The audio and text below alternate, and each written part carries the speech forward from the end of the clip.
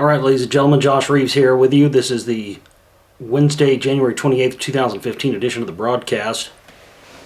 Thanks so much for being with us. We are going to be covering a lot of news here during this show. Tonight I've got a lot of stuff that's been piling up, a lot of things that I need to comment on and get into. So, being that we haven't been here for a bit, I want to just talk about nothing but that tonight. I usually, like I said on the previous broadcast, I talked extensively about things that I talked about in that broadcast.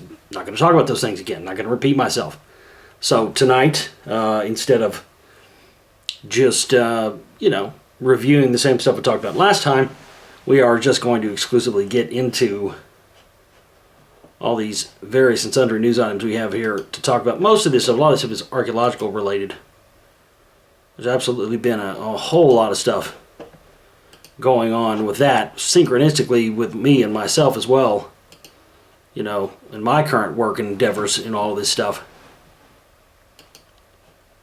So it's definitely fascinating, and all this is ramping up and leading towards ultimately stuff that's eventually going to really draw a line in the sand, where you're either going to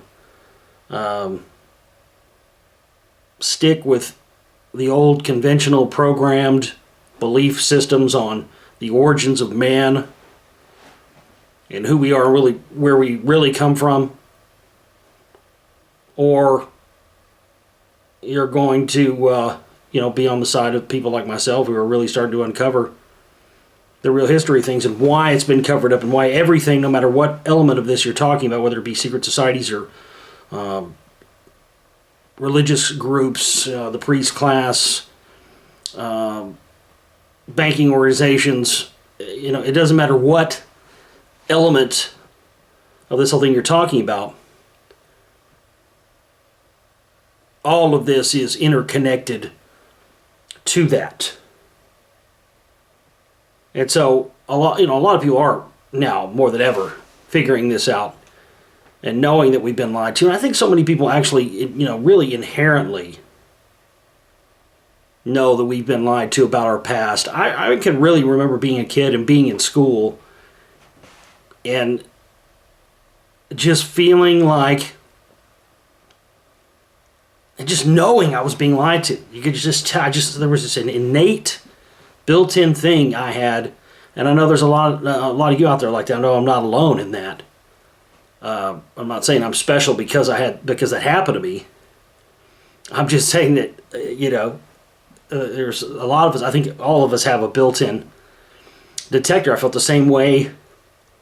I remember staying the night at some kid's house. When I was like in first grade or something. Some neighbor kid, right? And so I went over to stay the night at his house, but which also meant, which I didn't know, but which also meant you had to go to Sunday school the next day.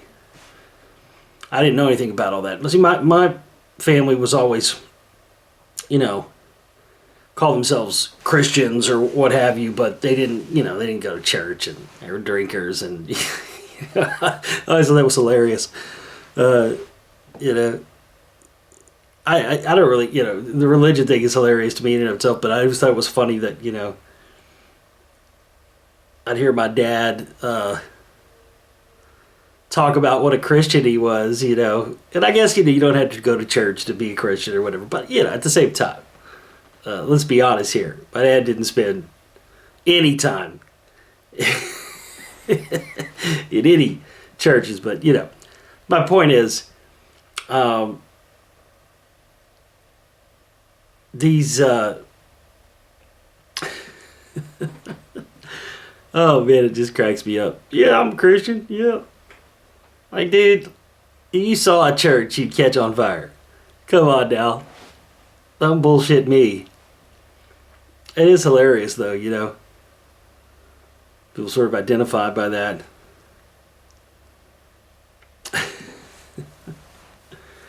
Oh my goodness. I'm sorry, I get in these tangents. I start thinking about some just contradictory stuff like that, And just like I was talking about the other night too, these people who are all gung-ho, America, let's go, yeah, about American Sniper and the whole Chris Kyle concocted phony baloney story. They're all, they're Toby Keith in it, after 9/11. Remember when Toby Keith, we'll put a boot in your ass, it's the American way. It's like, you agree with us or we're going to kick your ass. That sort of blind patriotism, brainwashed patriot bullshit with these people, and getting mad because someone says anything, has an opinion about anything that doesn't agree with theirs concerning American Sniper, and being threatened and just all kinds of banned from restaurants. But these will be the first motherfuckers that'll tell you, they'll throw the Constitution or free speech or the right to bear arms. Taking pride from my cold dead fingers. You can't have my gun. But yet, you dare say something about American Sniper, and boy, they're all over you because you said it. They're just hypocrites. That's really the bottom line. But, anywho, I don't know if we even remember where I was going on with all that. It was a tangent. My point is, let's just get into the news. Otherwise, who knows where I'm going to wind up in all this shit. I could sit here and talk about this madness all day and all night and have. I can remember, this is hilarious. I can remember back in about 2008. I haven't been on air very long. I can remember back in like 2008 when I first started talking about, various next generation military weaponry and hardware. I've been keeping up with this stuff for the longest time. I can remember back in the late 90s, I came up with this phrase a while back. Yesterday's conspiracy theory is today's accepted fact. And when you've been doing this and following this stuff as long as I have, you live long enough to see things become accepted. It's unbelievable. I've said this a million times on my show before, but I have to say it again because I lived it and I was there. You used to be. I'm not exaggerating this. This is the honest to God truth. Back in the late 1990s, if you even mentioned or told anyone about the Bilderberg Group, that was like certifiable insane level. Not only did people not want to believe it, they didn't even want to even entertain the idea that in some alternate reality it might exist, much less actually exist in their own day and age. It was something, it was like, it was worse than Chupacabra, Bigfoot, Nessie. Worse than any of that. Worse than any of the stereotypical, conspiracy nut job stuff you can think of. Black helicopters or whatever, all the stuff that ended up turning out to be true.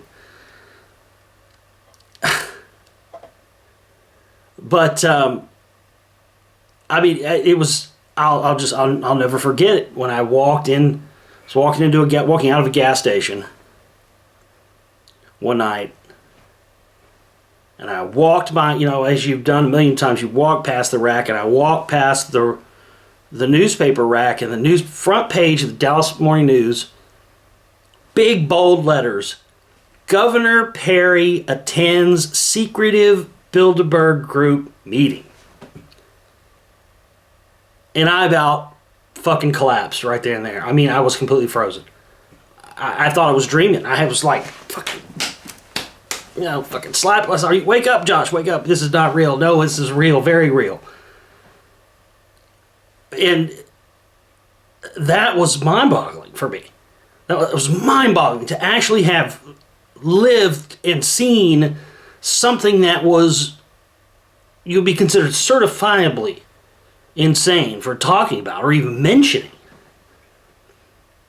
And here it is now on the front page of the Dallas Morning News. It's unbelievable. And time and again, we've seen stuff. I can remember when Ancient Aliens first came on on the History Channel, I was absolutely blown away by that because they were talking about stuff on there that I literally got laughed off the air, fired from networks for talking about.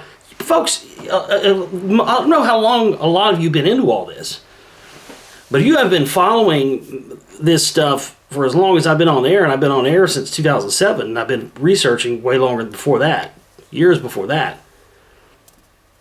But one of the things you don't understand is that when I first came on air, it was taboo. It was completely taboo to talk about most of the things that I talked about at the time, which I was talking about, all the stuff about from the Anunnaki to Freemasonry, secret societies. I was talking about all that stuff. And it was not considered kosher. I mean, it wasn't considered polite. They didn't like it. There were networks that didn't want me on there because of the stuff that I would talk about, and others that did because of what I talked about. But, I mean, this stuff was, even in the conspiracy truth realm, it was considered taboo to talk about it. There were certain things that you were supposed to talk about. It was like a little plantation. And if you went outside of this little barrier, then, you were pretty much persona non grata after that. So I was shocked and blown away when Ancient Aliens first came on, and it was like they took everything that I'd ever talked about, and now it's on TV. And this is the way they like to try and own the information. When the information, we have started to own them with the information, and now the only thing that they can do is to take what we say, word for word in some cases, and broadcast it on TV to thereby try and take the credibility of the information away. Because by our own admission, you can't believe anything that comes out of that goddamn box. Myself, everybody, I think, is in agreement with that. Everybody in the research realm, or whatever you want to call it.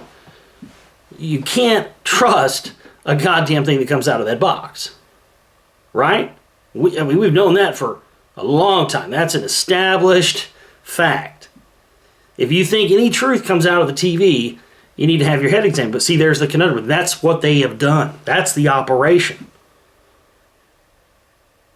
They co-opt and take real researchers like myself and others. They take our information, they repackage it, they water it down, then they broadcast it out on their big behemoth networks across cable and satellite and everything else. And then they're able to, by our own admission, play right into everything as well. Hey, anything that comes out of the TV is bullshit, right? So all this stuff that they're talking about on there about ancient aliens or, whatever else these topics are, that must be bullshit, because if it was true, it wouldn't be coming out of the TV, right? The History Channel wouldn't broadcast any truth, right? And that's what they're doing. So they're essentially setting themselves up as well with this thing where they basically have declared themselves rulers of all information. Meaning, if someone tunes into an independent radio show like mine or others, and they hear us talking about a subject that maybe they have heard on one of these TV shows, they oftentimes, because the problem is people won't research things for themselves. You can lead a horse to water, but you can't make them drink. That's the truth. Because the people just won't research stuff for themselves. So what ends up happening is when people hear somebody like myself or others say something about one of these topics that the History Channel didn't mention in their film or their show or whoever it may be, whatever it was on TV, then they'll automatically assume, well, it's probably not true, or it must not be true, because if it was true, they would have mentioned this in their show, right? And that's the exact same thing that they've done with the Rockwell thing. they've done that. And the great thing is there are a lot of people, and there are a lot of people in Rockwall as well. I'm happy to report to you. I've been trying to get the consensus around town. Now, it's very divided. Very divided. There are a lot of people in Rockwall that think that, the History Channel closed the books on it. There are a lot of people who think that. But the good thing is there are a whole lot of other people in the town of Rockwall who do not believe for 1 minute that the History Channel told the truth at all. So that's the good thing about that. But the problem is that this is why they are now putting this stuff out, because it flat makes them look bad. That's been the problem. There's so much admitted stuff out there these days that if they don't find a way to weave it into their overarching narrative, it makes them look bad. So that's why they're really trying to do this. But I can just remember years ago hearing, so the X-37B, and this was supposedly an unmanned, it's like 1998, 1999. People were seeing these things and thinking they were UFOs because they're like a miniature stealth thing that's completely, black to radar. It's unmanned, and now people had said that these things had laser cannons on them, and I can remember telling people about that and getting laughed at. Oh, that's science fiction. Government doesn't have anything like that. If they had anything like that, we even close to that, we'd know about it, or we have something else. And then a few years ago, they came out, and there it was. Same as I had heard about in 1998, 1999. Here it is, 2009 or 2010, whatever it was. I can't really remember what year it was when this happened, but you can look it up. Yeah, they have the X-37B, and they admitted they're going to be flying these from aircraft carriers, and they're going to have what the government describes as a particle beam weapon. I mean, I remember hearing about that in 98, 99, getting laughed at. Same thing with this. U.S. Navy to publicly show its railgun for the first time ever. This is another one that I talked about. The railgun, the mythical railgun, all of these other kinetic energy weapons. Like the rod of God, the one that goes up, and the X-37B may have something to do with this. It's like a suborbital vehicle. That thing that you guys have been seeing, that's been going around the internet, where the guy had caught NASA shutting down the feeds recently to the International Space Station. He caught some kind of UFO. It was kind of sitting like that. That's a suborbital vehicle. That's not a UFO. That's a top secret military vehicle. It's a suborbital vehicle. What was caught on that? See, they try to spin it in the media and stuff, and spin it as, oh, that's a UFO, flying saucers, aliens, or whatever. And I'll grant you, sometimes that probably is the case, but not in every case. And just like in the flip side of that, it's not always There's some people that say, oh, all UFOs and all unidentified flying objects are all, government military created vehicles. And that's absolutely not true. But in this case, that's a suborbital vehicle. And what that thing does, because it's supposed to be against these global worldwide treaties to test space-based weapons, and that's all they're doing. They're space-based weapons.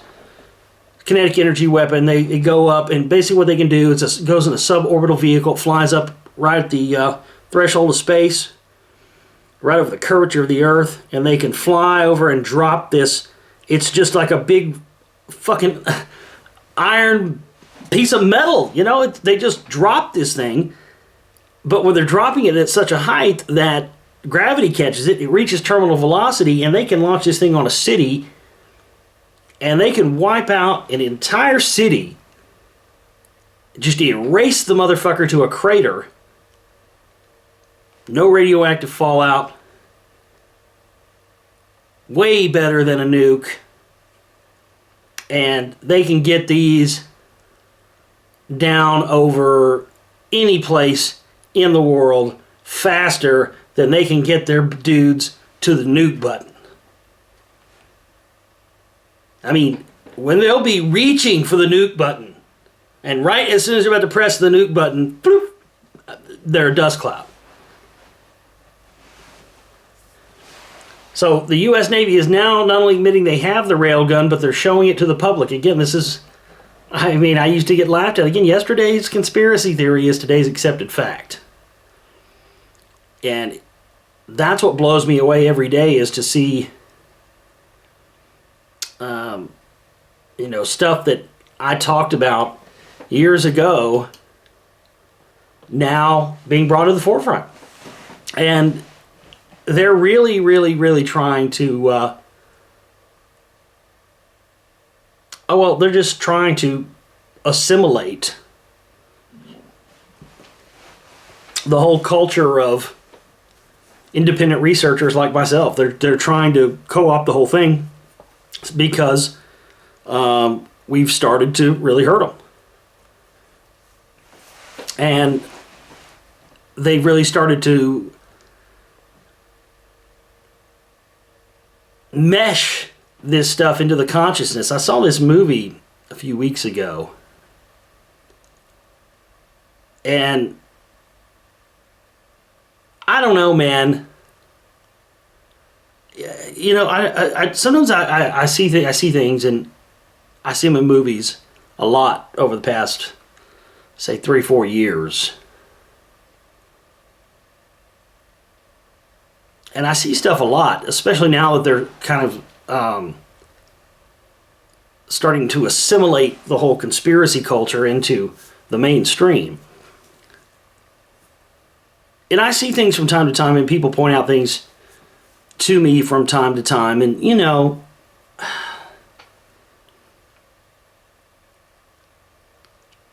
I don't want to always point some of these things out because it sounds egotistical, Oh, that's about me. That's about me. Well, maybe not. Who knows? But there's just no question about it. If you look at the track record of stuff that I've talked about for years, before, no one knew what the Council for National Policy was before I brought it to the forefront. Period. End of story.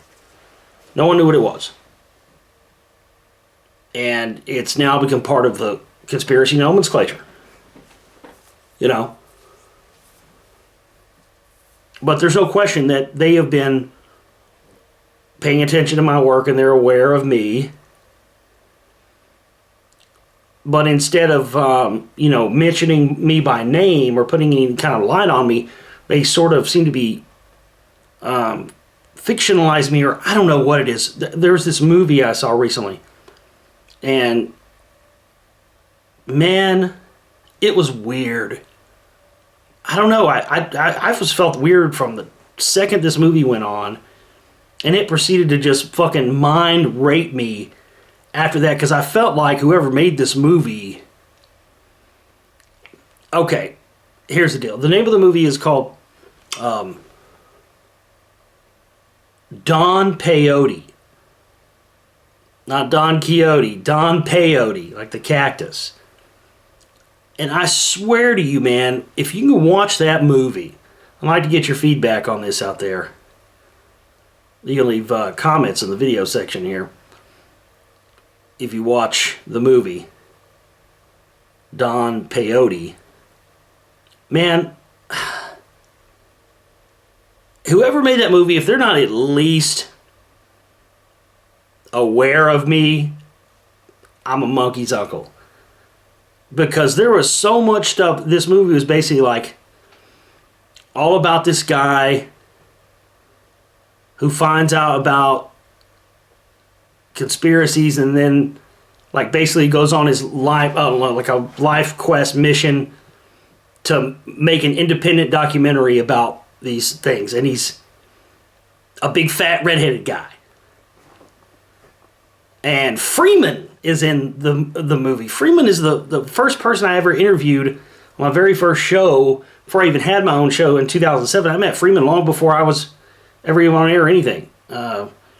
I gave him his first radio show that he used to have on Oracle Broadcasting. I asked the guys if I could bring him on. Everybody said yes. I brought him on. I did his intro. He used to have that intro beaming out across the galaxy, playing Free Ride in the background. That's my voice. That was me. He was in this movie. I don't know, man.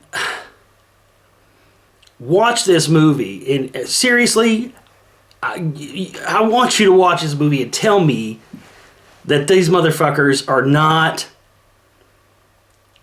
I'm on their radar. There's just no question about it. And it's almost like they're fucking with me now. You know what I mean? Like not saying my name, not mentioning me anywhere, but just, taking little things of my research and watering it down and putting on this show and, sliding in little references. It's really unbelievable. But watch that movie. I'm telling you, man, watch that movie and tell me what you think. Because I honestly felt like this is, what is this? I mean, I'm not saying that like is like me or I'm like this character in the movie at all. Because this guy's a Jew and obviously I'm not a Jew. So, but the, I don't know, man. It was just weird. There's all kinds of weird little things in there. Like anybody that knows me for years and years and years, I've gone off about how much I hate Anne Hathaway. Anybody in the world, I've talked about on this show before, I've gone off about how much I can't stand Anne Hathaway. She disgusts me. Like Sarah Jessica Parker, old horsey, she disgusts me too. I can't stand Anne Hathaway. Ugh.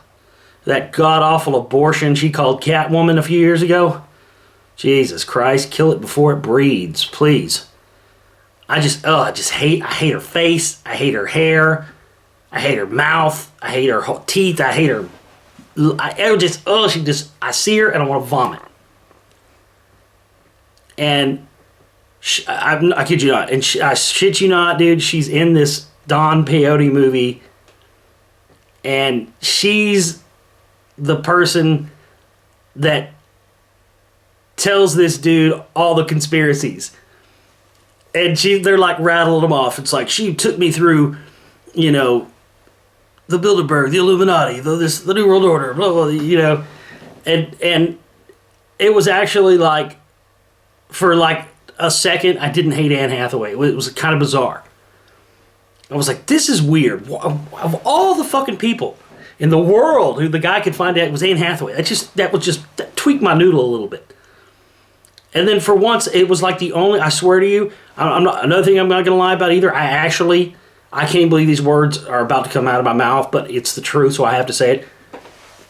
For the first time, when I looked at her in this movie, she actually looked hot to me.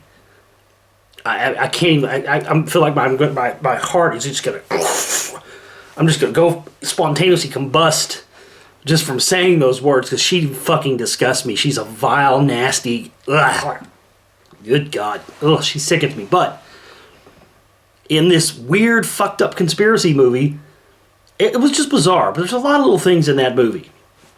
And it's crazy because this kind of stuff happens. And I can remember reading back when I was about, I guess, 23, something like that. I'm 38 now. Back when I was around 23, I was reading this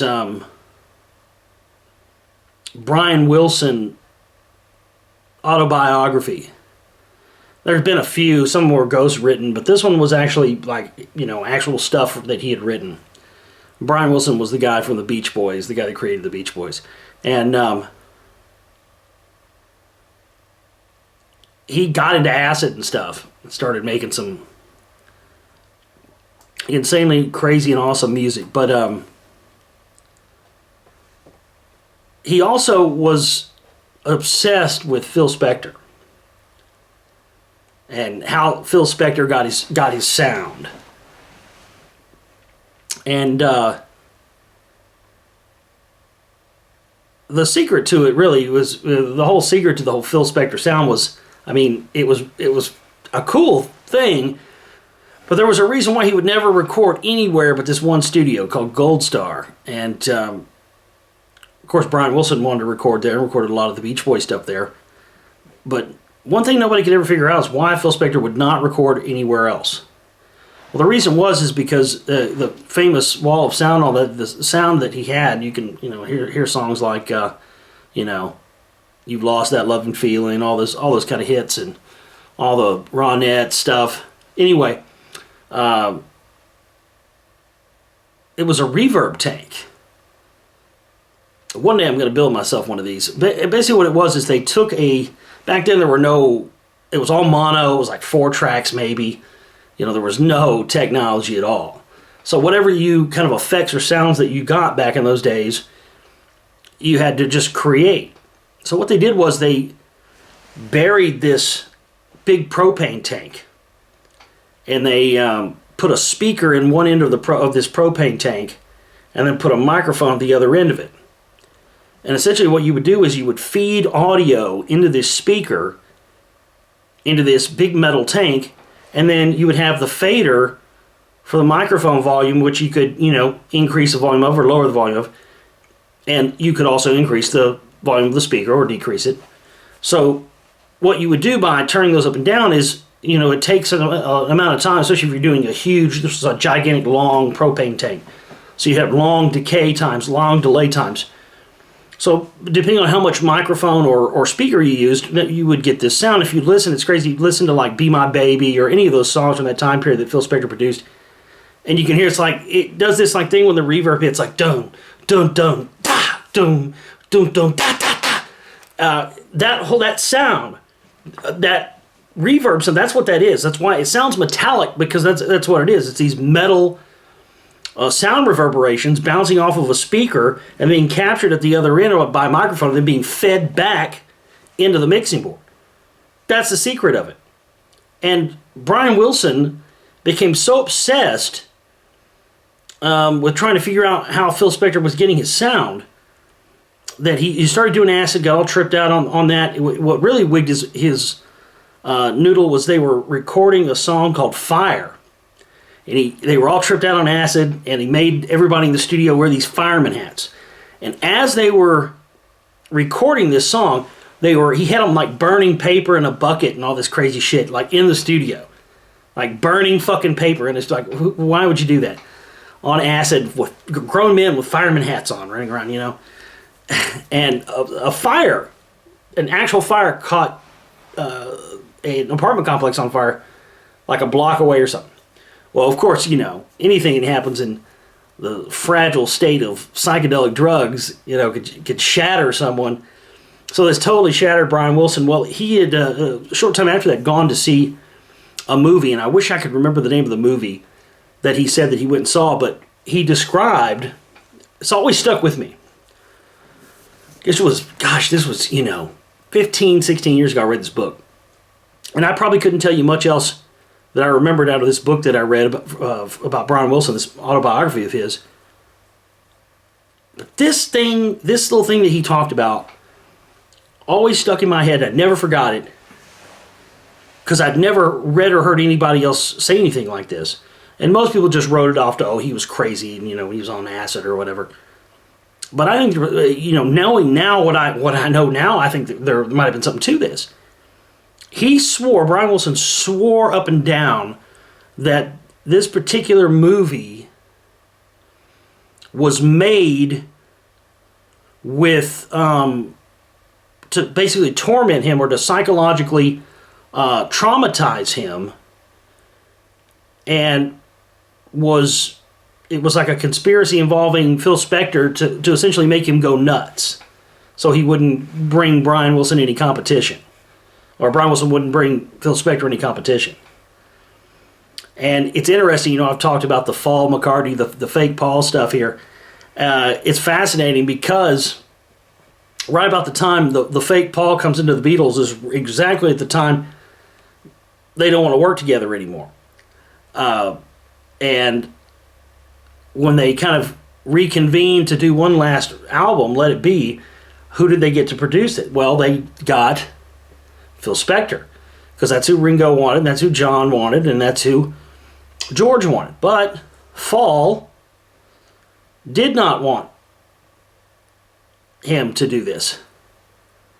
And subsequently, he ended up producing all the other Beatles solo albums right after that, except the Fall McCartney, the fake McCartney. And supposedly, this is why Phil Spector was framed for murder. Because if you've ever looked at the evidence and you've looked at the case files, they proved in court that there was no way he could have shot someone at point blank range and had a white coat on. It would have been completely splattered in blood. There was no blood on it whatsoever. Just prior to his trial and his conviction, Paul McCartney released what he called a despectorized version of the Let It Be album. You know, George was dead at that point, John dead at that point, nobody else to contest. So he waits till these guys are dead and goes back and despectorizes this album shortly before Spector is sentenced. And the rumor is that this was because Phil Spector was one of the few people who was told the truth about the fake Paul McCartney by John Lennon, George Harrison, and Ringo Starr, who produced solo albums for all those guys. They're the first solo albums, the best solo albums that the Beatles did post-breakup, Phil Spector produced. And on the if you listen to the first song, one of the first songs John did, How Do You Sleep? And he's calling out the fake Paul McCartney right then and there. You can hear every bit of those lyrics, you know,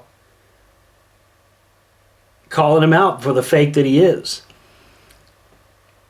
And so it's amazing when you look at this program, and of course, you know, we don't have to get into the stuff with the Beatles and their involvement with the Manson family and that whole thing. And that was, I mean, CIA all the way across the board. These groups and these musicians and these people, they have been involved with these operations for quite some time. And these things weave in and out, and people think that they're just fictionalized things. They don't realize how deep the rabbit hole really goes. So they absolutely love to target people psychologically through films, through music, through all kinds of stuff. And I don't know if you guys heard the news about this, but Fox is now in discussion to revive the X-Files. David Duchovny and Gillian Anderson have both said they're on board for this. They're ready to do it if their schedules permit. But I knew this was coming for quite some time. I'd heard rumors about this coming for the past several years because essentially, they need the X-Files again.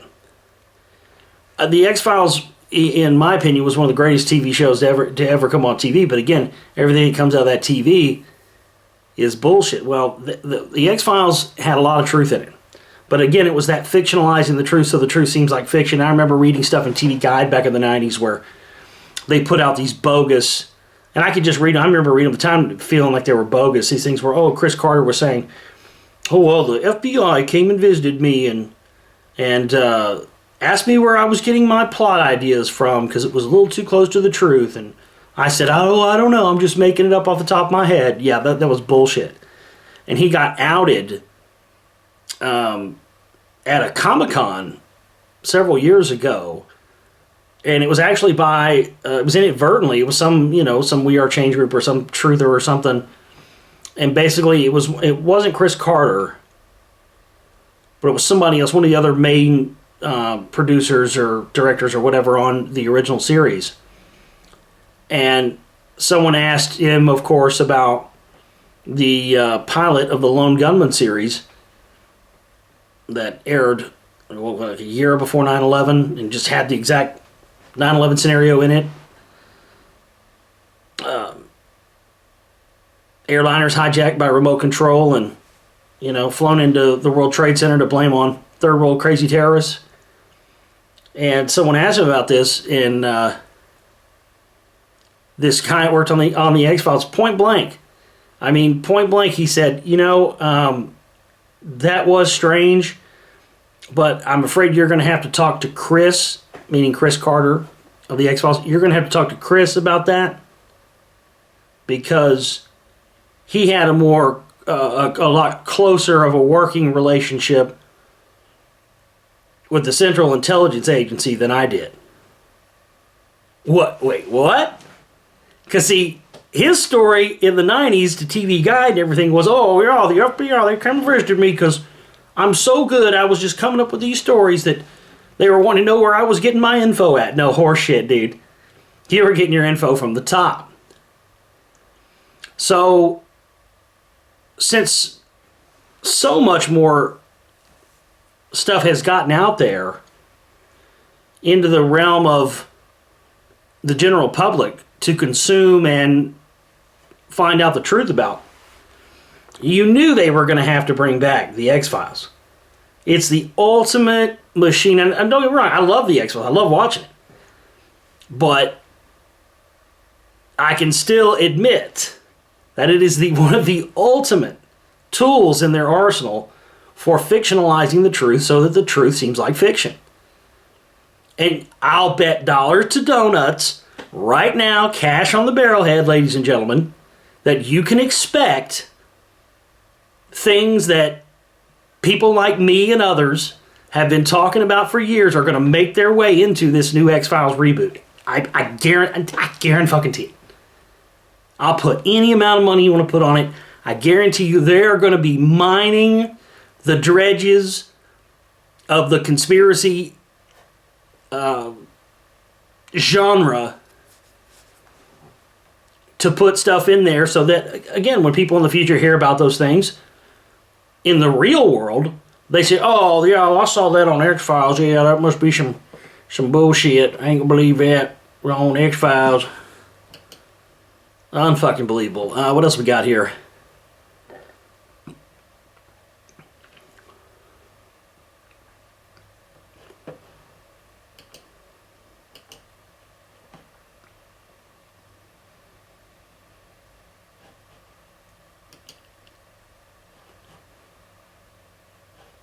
Black Sabbath bassist Geezer Butler has been arrested following an altercation at the Corkscrew Saloon on the Furnace Creek Ranch in Death Valley, California. That's hilarious. Booked at the Inyo County Jail under his full name, Terrence Michael Butler, the 65-year-old was charged with misdemeanor assault, public intoxication, and vandalism. I mean, how badass are you, dude? Geezer fucking Butler. I mean, he wrote all those classic Black Sabbath lyrics. That wasn't Ozzy writing that shit. You didn't think old drunk ass fucking pilled out Ozzy wrote those great lyrics, did you? No. No. That was Geezer Butler, man. Not only was he a badass bass player, he was a badass lyricist, all that stuff. He wrote all that classic stuff.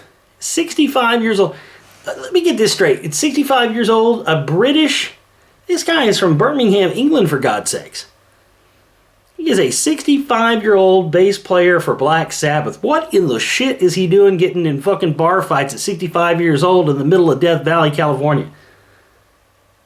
Dude, you know what? I gotta throw him up. Normally I wouldn't, but I gotta throw him up for Geezer Butler on that one. I mean, that's fucking metal, man. I ain't gonna be out there getting drunk, getting into fucking. I haven't drank since 2011, but I ain't gonna be out there when I'm 65 years old getting in fucking drunk bar altercations. My God, I mean, these guys. It's gonna be a sad day when all these old, well, for lack of a better term, geezer.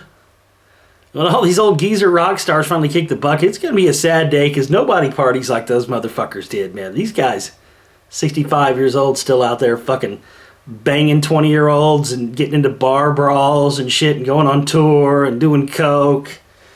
And these guys, go hard or go home, I guess. It's good to see that, rock and roll isn't truly dead. They've been trying to kill it as best they could. People like Gene Simmons, they've been fucking pissing on, stomping on it, trying to kill it. For he was a few months ago. He was like, "Oh, rock and roll is dead. Oh, it's dead. Yeah, it's dead because you killed it, motherfucker.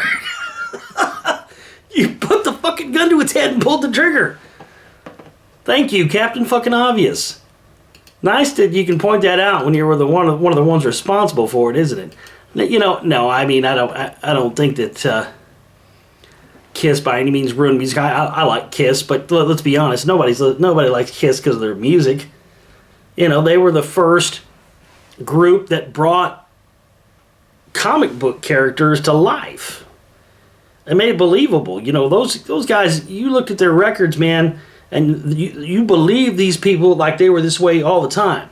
You look, it was way before they took the makeup off and all that stuff. They were the first ones that brought that in. So, that whole element is why so many people got into them. It had nothing to do with their music or anything else. So I just think it's hilarious that the guy who, oh man, don't get me wrong, Kiss had some good songs. They had a few good. It pretty much, the only bulk of their good stuff occurred during a small period in the 1970s, from the beginning of their career until about when they became mega huge. And, for a band to coast, that's my argument with it. For a band to coast that long, I mean, you only put out maybe 3 or 4 years worth of good material, and that's it, and you've been around for 40 years.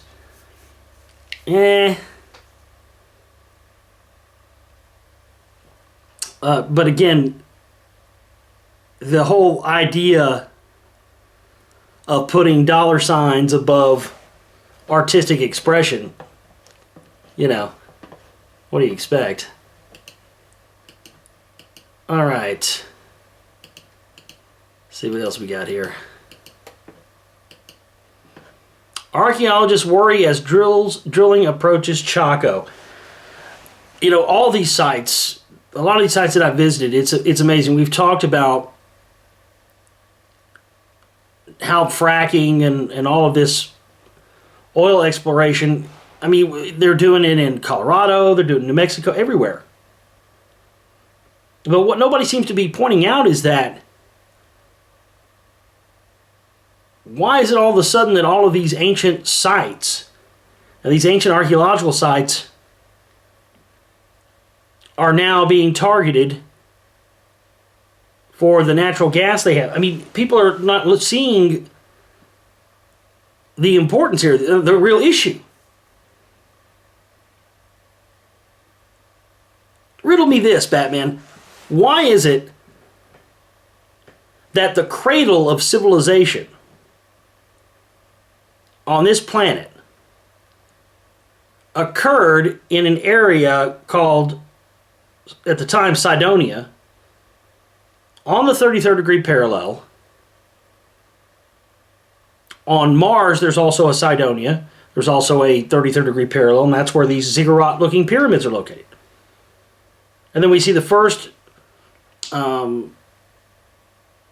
kingdoms rise, the first people rise up in the air, the cradle of civilization. What became Sumer, Acadia, Babylon. Those lands all happen to be, what happens to be where all those ancient original archaeological sites are? What do they all have in common? What's all in that whole area of the Middle East? Oil. Resources, natural resources.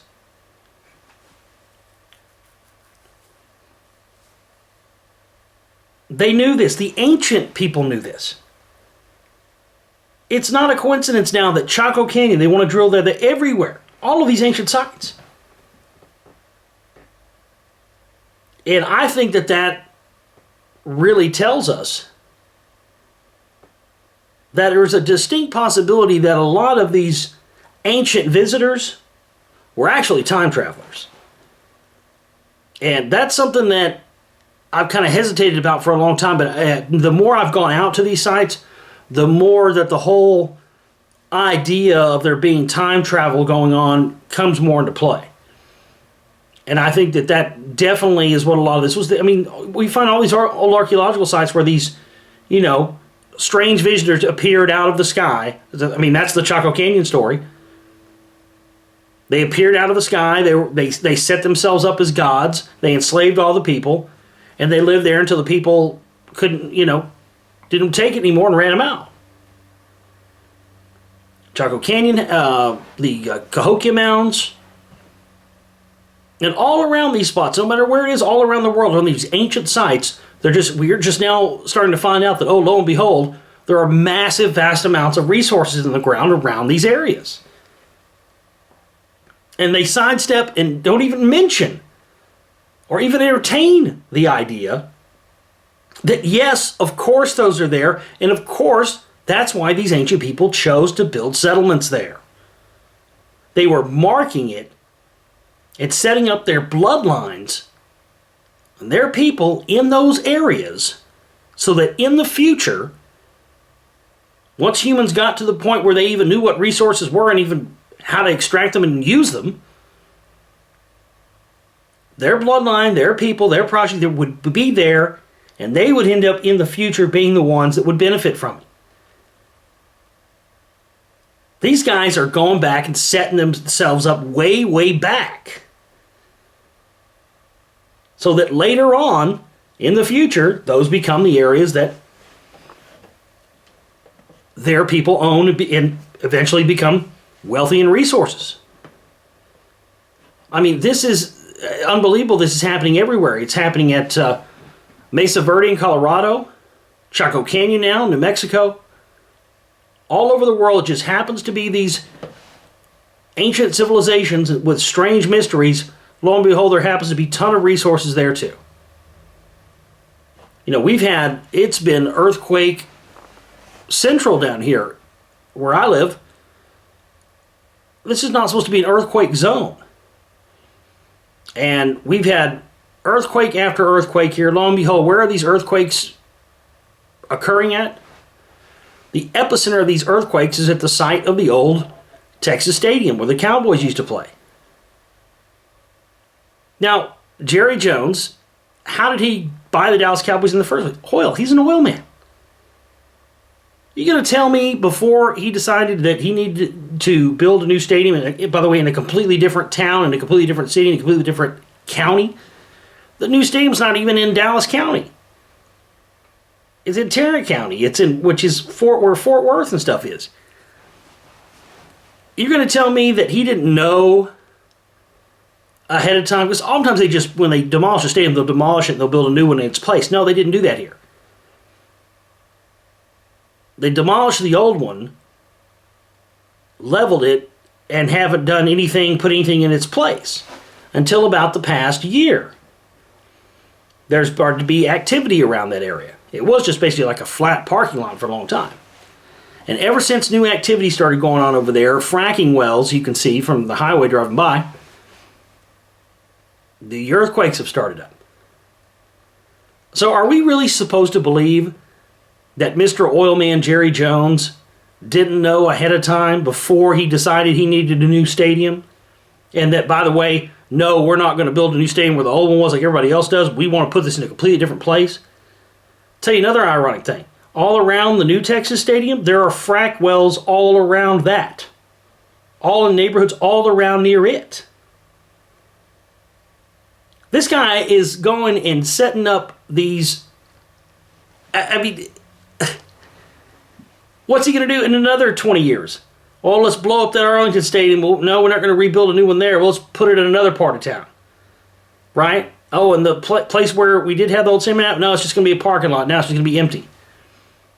It's like, let's just move the stadium where the natural gas is. That way, in a few years, we can tear it down and justify getting extracted. You're going to tell me he didn't know there was mass amounts of natural gas underneath the old Texas Stadium?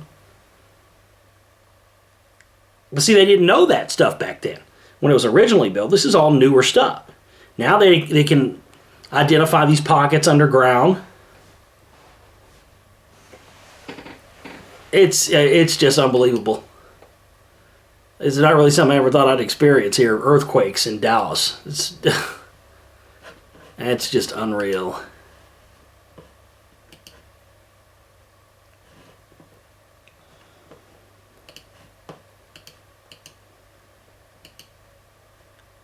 All right, what else we got?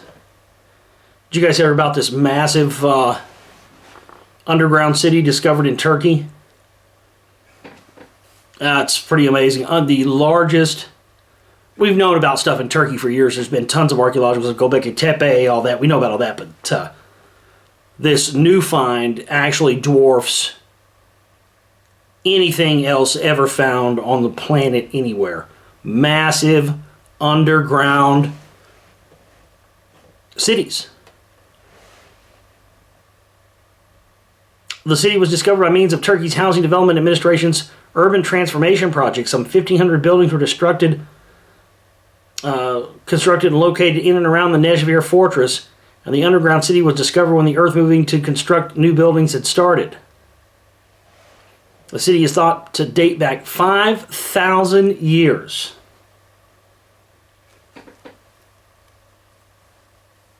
.45 hectares of the total 75 hectare area that's within the Urban Transformation Project. So this is a massive, massive find, and again, it begs the question as to what happened there 5,000 years ago. You know, what really went on there?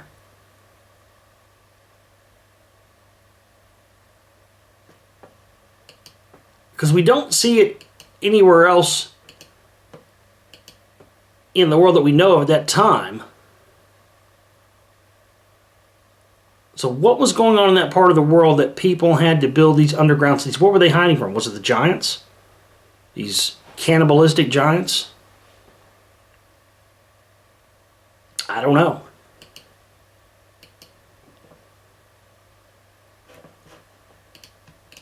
Let's see what else we got here. All right.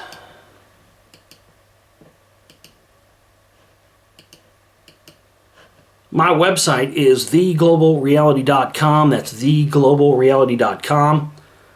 Up there at my website, you can find the archives for the radio show. Right now, we're going to be uploading the archives to the radio show the same way we always have. The show is going to be podcast only now, on demand only now. We're not going to be broadcasting out over a live stream anymore. Just not cost effective for us to do that anymore. We're not getting enough in to be able to do that. So we are going to be uploading the shows. We are going to have a new TV video channel. It's going to be starting up this year. But I just haven't figured out yet how we're going to do the delivery on all that, how we're going to set all that up, how it's going to work. So for now, we'll be uploading some of these video reports like you see here to the YouTube channel, but eventually they won't be uploaded to the YouTube channel anymore. Eventually you'll have to get a membership to museontv.com, which we will have going sometime this year. I don't really know when yet.